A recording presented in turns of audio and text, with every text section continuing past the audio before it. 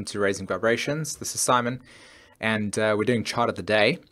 So this is the chart for the 6th of December 2015, as well as the 5th of December 2015. So the moon, you'll see, is in Libra as I cast the chart, but I'm going to be talking about how this is moving into the 6th as well. Okay, so the imagery I've used over here is kind of interesting because I feel like this is literally what this energy pattern is about.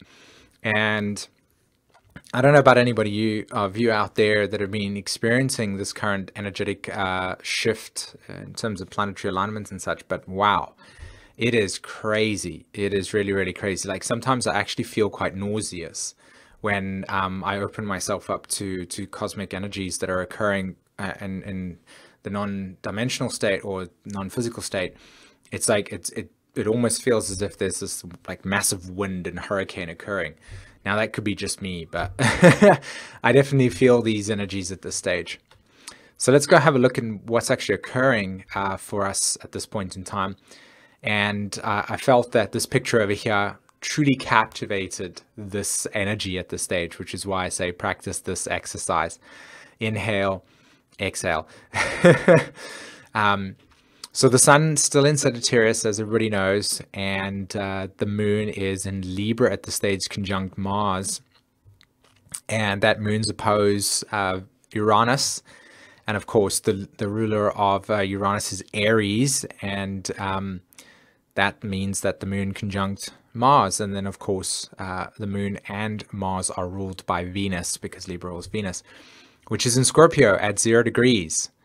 So, and then you also got Mercury's trailblazing through Sag. You've got the sun now crossed over Saturn at this stage, so thank God for that. And nothing else, to be honest. I mean, apart from maybe Venus trine Neptune, which is maybe the reason why everything's occurring the way that it feels.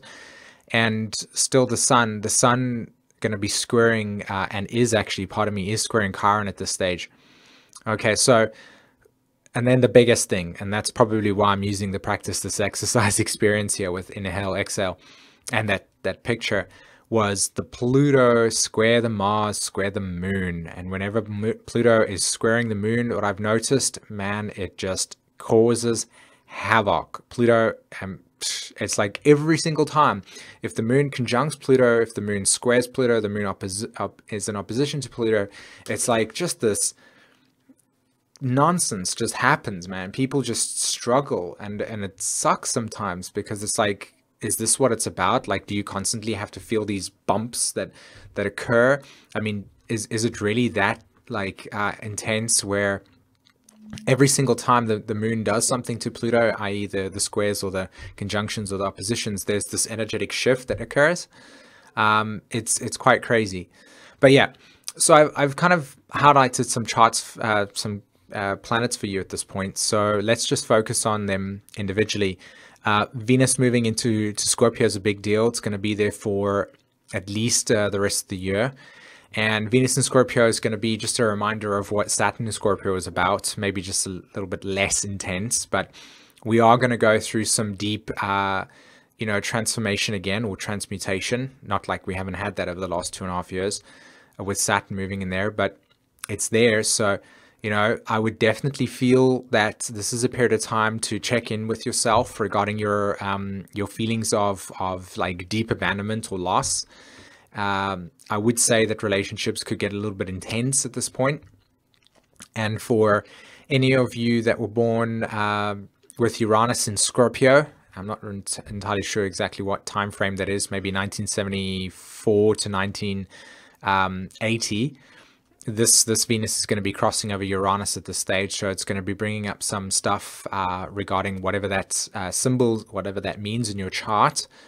And for many other people out there as well, and I'm going to jump onto this at this stage, Saturn is, of course, moving through Sag, and that's going to be connecting to everybody's Neptune and Sagittarius. So if you've got Neptune and Sag, then Saturn's going to be crossing that at this stage. And I think that's got a lot to do with if you are a Pluto in Libra soul.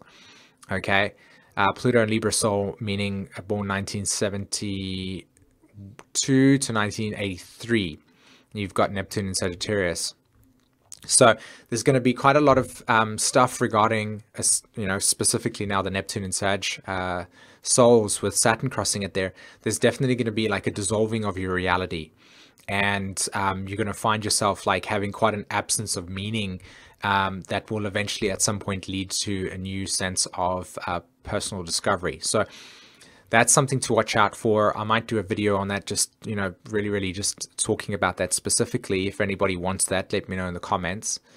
Okay. I need to practice the breathing exercise.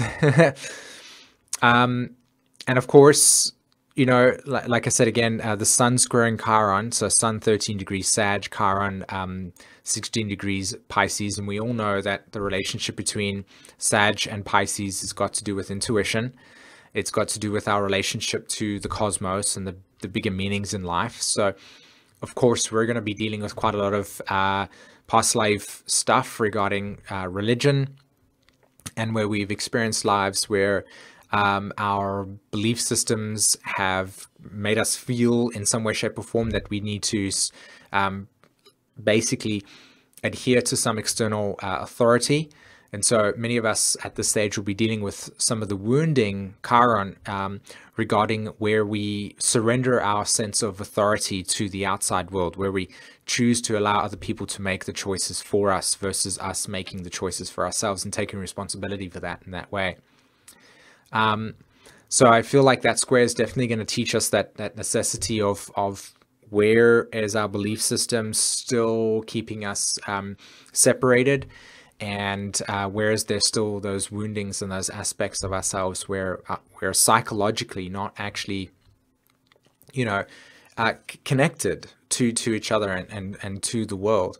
Now, many of us have done quite a lot of work on that stuff. So, the way that it can manifest in this experience is maybe some sense of resolution around those feelings, maybe wanting to explore that in a deeper way, whatever that means to you. Of course, I don't want to be predicting here. So this is more along the lines of like which direction to look in my opinion. I think conflict is a big thing with that Sag stuff. We're going to sort of like sharing what our perspectives are and really trying to find out which kind of tribe we belong to. That's how I intuitively feel that will come out. So Pluto is 14 degrees Capricorn, Uranus is 16 degrees. So of course that square is coming into play again. It's as if we've actually let go of that square. I'll share some things with you regarding my own personal story. I literally was coming across some information that was making me feel quite liberated, and I was really feeling that Uranian sort of acceleration of consciousness, and actually came down to share that with everybody. And in the moment I was like, wow, this is exciting, finally moving away from the Uranus Pluto squares where there's trauma and smashing of egos and emotional nonsense and stuff like that, and feeling like, wow, I feel insightful. And as I say that, like within literally the next 2 minutes after that conversation, just chaos breaks loose. Little daughter hurts herself or something like this. Everybody's traumatized by the experience, and I'm like, come on, what is going on here? That was quite a while ago. I think it was maybe about a week with the new moon. Was it full moon in Gemini? I can't really remember. I think we're coming up to a new moon in Sag. So that was an interesting scenario, and I'm interested to know if everybody is experiencing that Pluto-Uranus square nonsense again, where it's like, bringing yourself into like literally tectonic shifts within yourself, and if it's actually occurring in a way that's allowing you to feel more liberated in your experience. I know for me personally, over the last 3 days, like it's just been quite intense emotionally because of news that has been delivered to us that have not really created a sense of excitement, unfortunately. So there has been a deep internal shift regarding the nature of reality, and that Pluto square Uranus, as it's moving into that square, and I don't think it will actually make it more than what it is at this point in time, has actually caused quite a lot of like upset, unsettledness which at the end of the day will always promote growth. So it's not like it's a negative thing for me. It just is coming through as a way where it seemed as if it was going to be great, but it's not. Anyway. And then finally, I wanted to maybe just talk about the Mars and Libra square Pluto. I've been speaking about this for at least the last two chart of the days.